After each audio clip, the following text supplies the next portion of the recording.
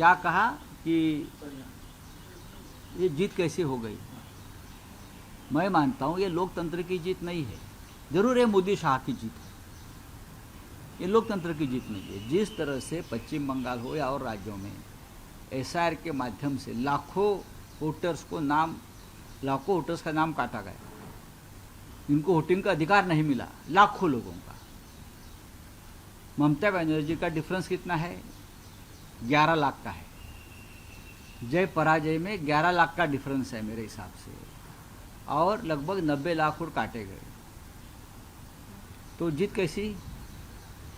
तो मोदी शाह की जीत हो सकती है। जिस तरह से देश के प्रधानमंत्री, गृह मंत्री एक महीना तक डेरा डाल कर बैठे थे पश्चिम बंगाल में, तमिलनाडु में, क्योंकि उनको किसी भी हालत में ममता जी को हराना ही था, कूक या क्रूक, पाप से या पुण्य से, लेकिन पाप से हरा दिया।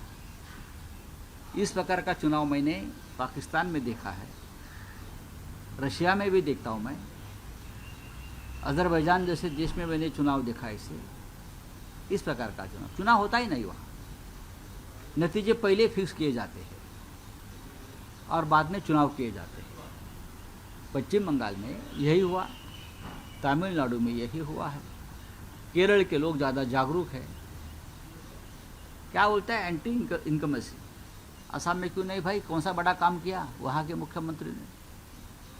सबसे ज़्यादा ये जो है एंटी इनकमेंसी तो मोदी जी के खिलाफ चल रही थी, चलनी चाहिए, गुजरात के मुख्यमंत्री के खिलाफ चलनी चाहिए, महाराष्ट्र में चलनी चाहिए। लेकिन जहाँ अपोजिशन की सरकारें हैं वहाँ हवा विरोधी चल रही है, सरकार उब चुकी, जनता उब चुकी है। तो आपसे क्यों नहीं उब जाती भाई? क्या करते हो आप लोग?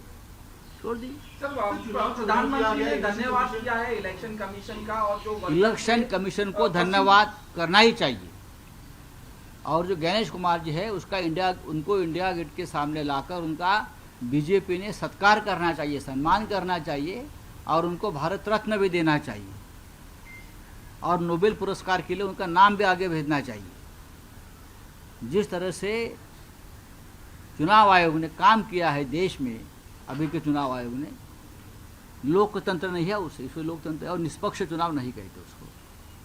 ये बीजेपी के साथ उनका अलायंस हो गया, इसलिए बीजेपी जीत गई। सर, राहुल गांधी ने सवाल उठाए कि ये जो वोट चोरी किए गए हैं, चुनाव चोरी किया गया, डेफिनेटली राहुल गांधी बार बार बोल रही थी ममता दीदी का ये बहुत बड़ा अपराध है, राहुल गांधी की बात मानी नहीं।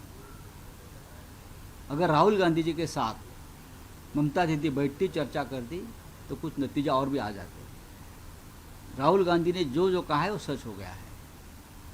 दूरदृष्टि वाला नेता है, विजन है उनको।